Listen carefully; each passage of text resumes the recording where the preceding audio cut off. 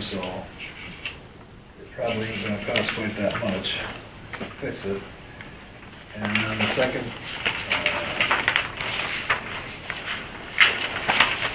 let's see, it should be gravel, seal coat. Well, there, and this is a double seal coat after they put the new gravel in that, in dig it out and put the new gravel in. So they're not gonna put asphalt in there like they did on Cottage Grove? No, they're gonna dig it out, dig it down, fill it full of, like a bigger gravel, and then cover it with that 23A that they use for chip and sealing, and then chip and seal it over the top. It's about 200 feet long. They're saying 1/10 of a mile. It's about 200 feet long. And the shoulders they will fix. I doubt if they'll get most of that done this year, because that machine takes quite a while to fix those shoulders, because there's spots it's in 3 feet from the edge of the road, but they're sure they can fix it at no cost to us. And then next summer, if we put one of these fog coats over the top of the whole thing, we'll have pretty much a new road there for less than $19,000. Okay, so before we dig into this one, a couple questions. Yep. Was all of Fraser Road fixed? Or did it just go to a particular spot and stop? Because I know we had a lot of people that signed a petition down there that wanted repairs on Fraser Road. Well, I don't know if they're totally done with the shoulders. I went up and down that road, but they had a couple spots yet to fix. The north part is what needed repair yet. They lead truck that. Where? They lead truck, they skip certain spots. They sure did. Yeah, but they were, But that north section, when you go from Linwood toward Parrish, that is not repaired anywhere near like Parrish to Beaver. Parrish to Beaver is a nice road. But the minute you get, compared to what it was, Improved. compared to what it was a royal mess. I mean, what the AMZ is not gonna last. Whatever they charge you guys, you're wasting money on, but. they're not charging us anything. Oh, well, then you got a deal. First snowplow's it's gonna be gone, we're gonna have the same shoulders next year. I wish Mr. Rivardo was here to. Well, I've talked to them about the snowplow guys. It's when they get enough and they have to put that wing down.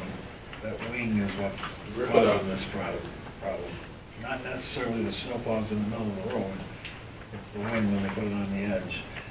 And most of the time it's the road grader wing, not the wing on the trucks. So I did at the last road commission meeting ask them if they could throw a wing on a road grader and have the guy running up and down a couple roads with no snow so he could see how the wing works, but they kind of laughed at me. Training. I'm just telling you what they said. To me, it was logical that if they threw the wing on, and he could run up and down the road and see where it is and how it goes. You wouldn't rip it up. Maybe he wouldn't rip it up, I don't know. So, Their complaint was when they did have that rip up and we complained about it is because the guy was pretty new on the road grader. Well, when I work, when you tear something up from doing that kind of job, you're the one out there repairing it. You learn really quick to pay attention. Well, I don't know if he was part of the repair crew, but they got these two trucks that spray that, Emulsion down. yeah, it's like, Shoot the gravel on. chip and seal stuff. And sometimes they had to go over 2 or 3 times to fill it in, but, my concern is this. We had received petition signatures from 100 plus of our residents specific to how dangerous Fraser Road was.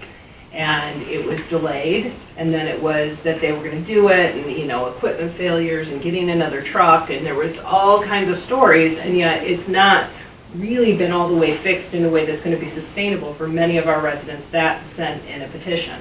So Now, we all of a sudden are getting one for Siedlers Road between 7 and 8 Mile. Was that the road they mentioned, by the way, for the wind farm? Siedlers Road? I'm just curious, because you said between 7 and 8 Mile. I was just kind of curious.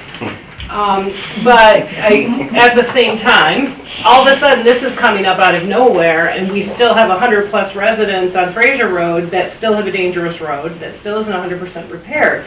So we're talking about adding something on that was completely unplanned, that came out of nowhere, but we still have over 100-plus residents that have signed a petition that have asked us to make their road safe.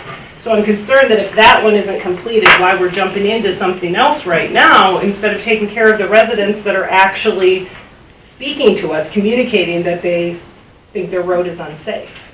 Just That's curious. side there's what, 3, 4 houses serviced? Where Yeah. Fraser services a couple hundred? And it's a bypass road. It is. That's the bypass road, because people aren't going up to Mackinac. But now that that road's getting so bad, they are going to Mackinac, because Mackinac and Seven. So I'm just kind of curious why this has risen to such a high level when we still haven't completed what our residents have asked us to complete when it comes to Fraser Road and giving them a safer road to live on and to drive on to their homes.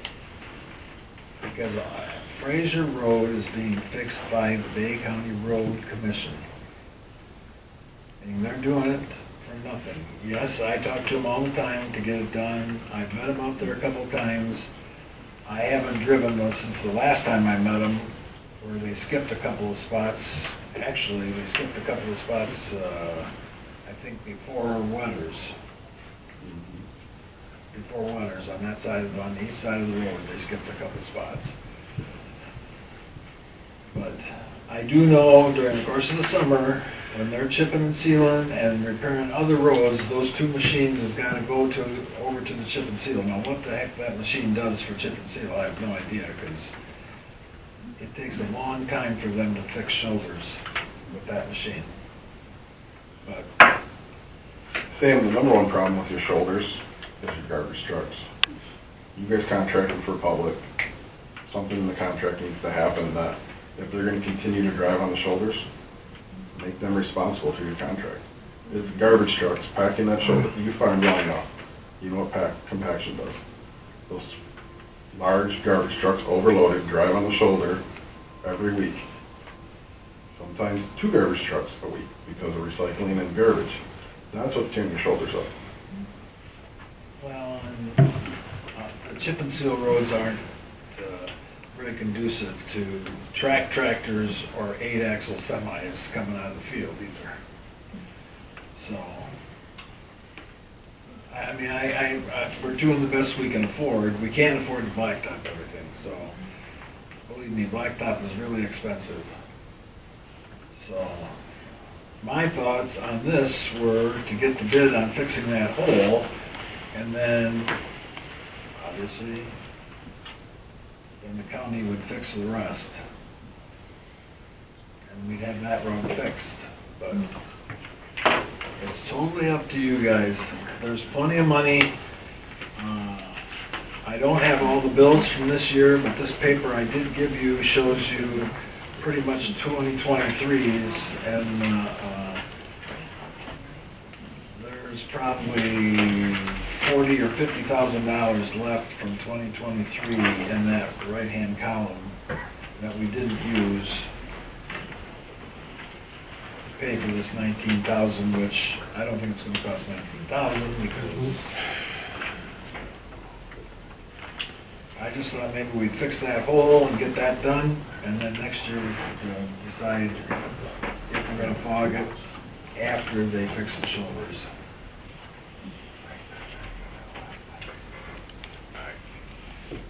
I would suggest tabling it. I would make a motion to table it. Because at this point, for the last 4 years, I have talked about the roads in the village. And I have talked about Fraser Road ever since it was brought to my attention. And if we can't get something that's critical and hasn't been fixed in more than 20 years accomplished, Siedler Road has been fixed in the last 20 years.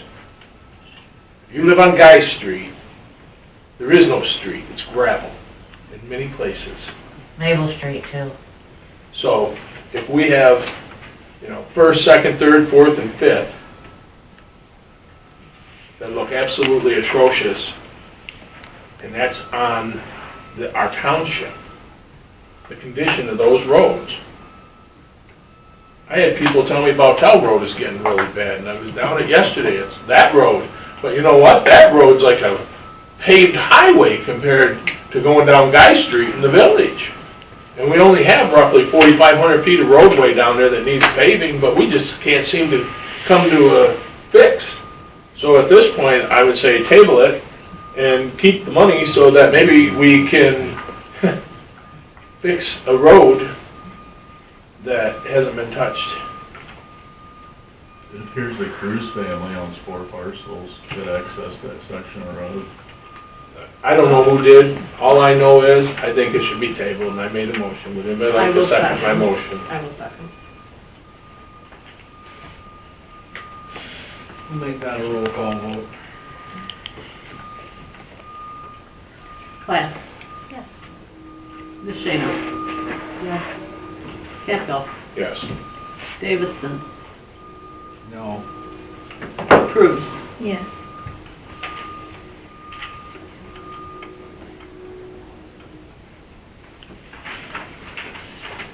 All right.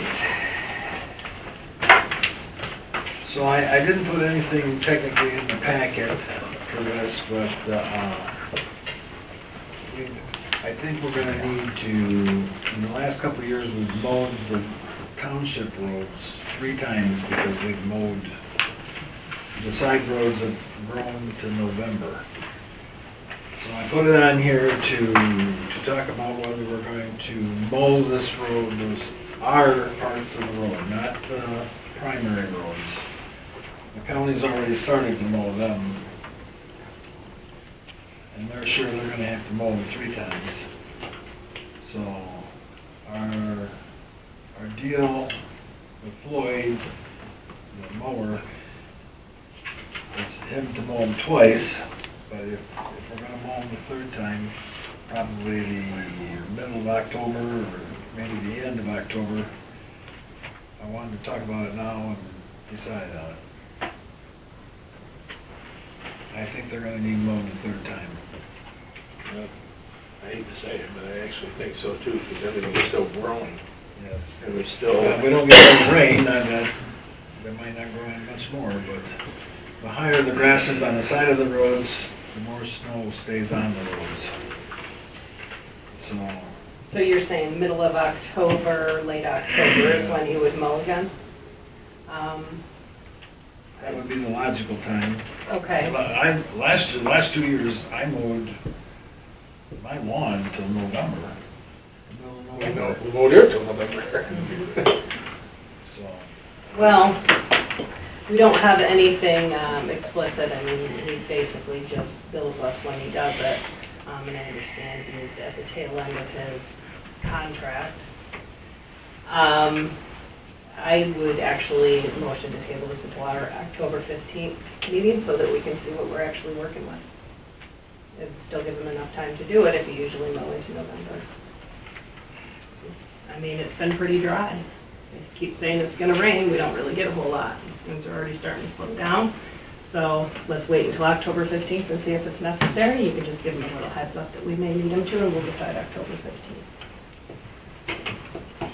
Did you already add a 3rd mowing to the budget? no.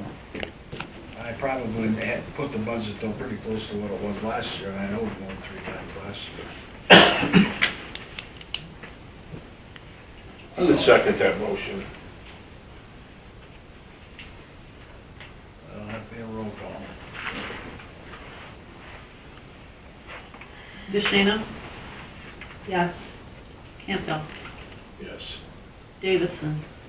No. Cruz. Yes. Class. Yeah.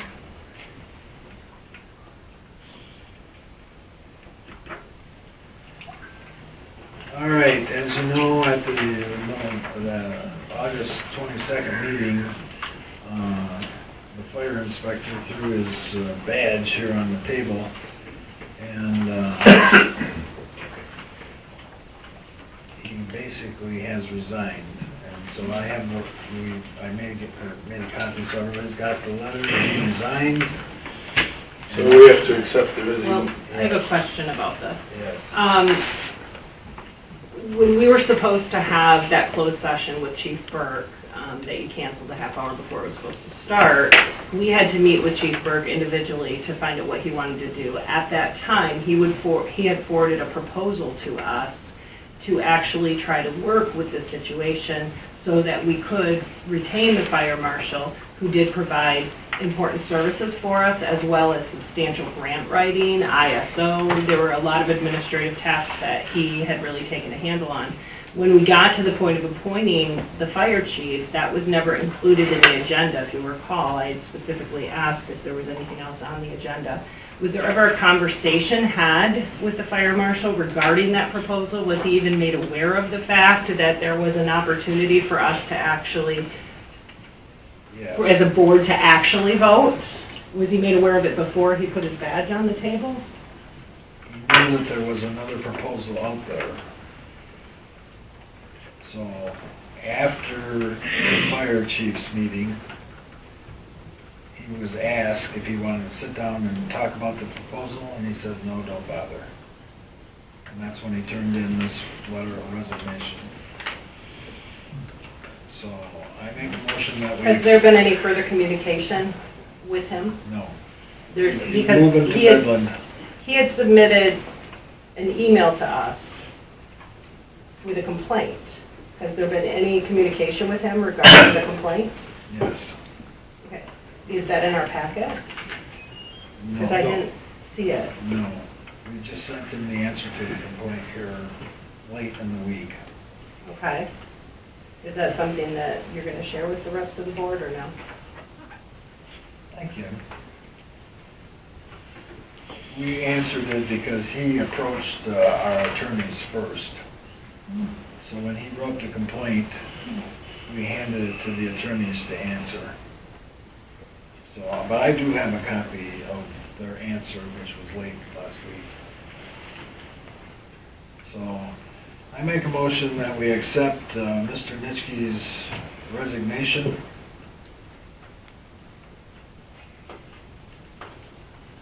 Okay. Do I hear a second? Second. Okay. We'll do a roll call vote on that. Campbell. No. Davidson. Yes? Cruz. Yes. Glass. Yes. DeShano. No. So, next. The fire department is looking for a grant, and they need a resolution to submit with the grant. So this resolution, they're asking us to approve to submit it for the grant, and I think the grant was like for $5,000, if I recall. I'd like to ask a question now that we're talking about grants, which is a whole other issue that Nitschke did work on. How many of them have been completed? And how many of them do we have paperwork that we still need to do? And this right here is a piece of generic paper that doesn't say any of those types of particulars. And we have almost $200,000 in grants that were applied for and out there. And is anybody monitoring what's coming in from any and all of those communications? You'd have to ask the fire department. We aren't.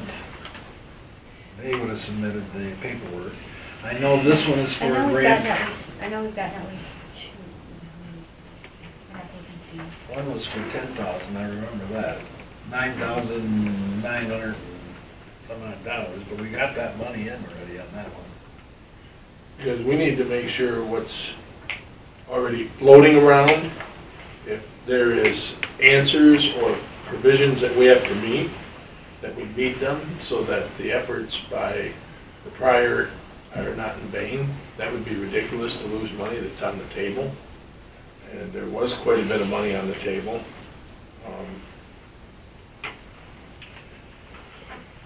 This is very generic. I'm going to follow up by just saying the following resolution is offered as a sample for use when applying for a risk reduction grant. Whereas the entity named board council wishes to apply, it says project description, there's nothing there. The entity is seeking a grant contribution of $, and a blank line. Therefore, be it resolved that the entity named board council supports submittal of an application. It doesn't give us any information whatsoever here. This is a sample.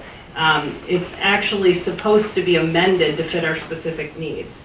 This is not anything that we could approve. There's no specifics in it. It would need to be modified to say Coquitlam Township, and actually what we're trying to do with it before it would be even approvable. Since at this point, we're still talking about the fire department, my next question is, are we going to seek out another fire marshal so that we can keep our ISO rating in check, so that everybody's insurance in this township doesn't change because we go from being a 4 or a 5 to a 7? I think that's something that every taxpayer in our township would say would be a good investment, especially the people along the beach. They are looking into possibly promoting within and offering some classes to a couple of the fire. When it comes to the fire marshal and the classes necessary to deal with the insurance ISO tables and to be a grant writer, I believe that is something that should be published outside. And we could possibly find a grant writer easily within the county that has the expertise necessary to bring in the resources that we need to continue to grow this fire department and maintain public safety, as well as keep our insurance premiums in check, because I don't think there's anybody that likes what their insurance premiums have been doing. And if you don't like that, if our ISO rating changes by 2 points, as what's being spoken could easily happen, hold on to your britches. So what do you want to do with this grant resolution?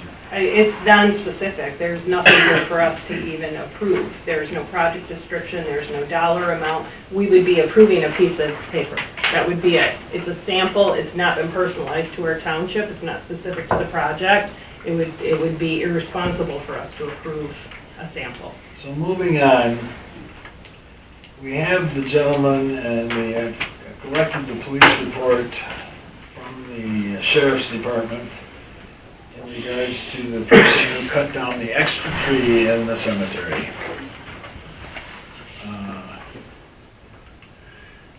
This, according to our attorneys, is probably a little too late now for us to stop this from going to the prosecutor.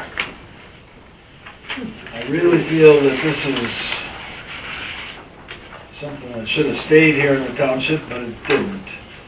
But I really feel that the township, in my opinion, I've talked to the gentleman, he pretty much knows that he shouldn't have did what he did, even though we gave him the tree that we hired cut down. He shouldn't have cut this one down at all, but I have a few questions about this police report. Obviously, we tabled this last month to get the police report to see what it actually said. Reading through here,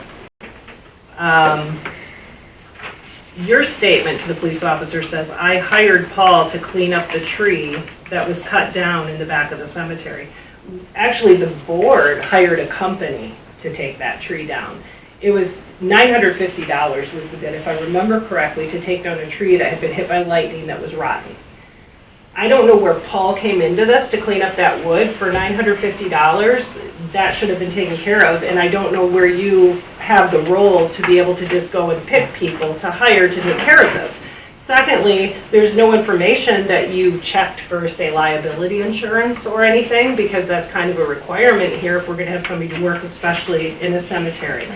In addition to that, I also find it interesting that it happened at the time of the evening that it did, and that he was just coming to pick up a tree that was taken down by a different company, which you hired him to do without board approval. But he also had all of the equipment available to take down a 100-year-old oak tree at will. He just happened to show up with all the equipment he would need to take that tree down. And I also find it interesting that he claims that he was hired to clean up the cut down tree, See, so you hired him, you said it, he said it, so that's kind of interesting. He said, I have been working for Sam for 5 years cleaning up the cemetery, but the board has never had